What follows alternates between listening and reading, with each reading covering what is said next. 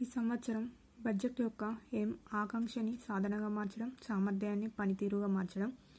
Bharat and Modi యొక్క 12 నెలల economic trajectory అంటే ఆర్థిక ప్రస్థానంలో మోదీ సాధించిన 4 మైల్ స్టోన్స్ ఉన్నాయంట. అవి: 1 స్టెబిలిటీ స్థిరత్వం, 2 ఫిజికల్ డిసిప్లిన్ ఆర్థిక క్రమశిక్షణ, 3 సస్టైన్డ్ గ్రోత్ స్థిరమైన వృద్ధి, 4 మోడరేట్ ఇన్ఫ్లేషన్ మితమైన ద్రవ్యోల్బణం.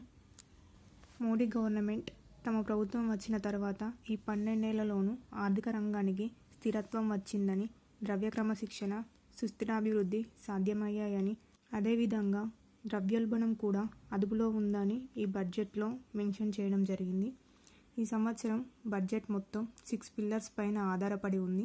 అవి: 1 సుస్థిరమైన ఆర్థిక వృద్ధి, 2 అభివృద్ధి పునాదుల పైన బలోపేతం చేయడం, 3 ప్రజల మీద కేంద్రీకృతమైన అభివృద్ధి, 4 విశ్వసనీయమైన పాలన, 5 సులభతర వ్యాపారం, సరళతర జీవనం, 6 ఆర్థిక విషయాలు.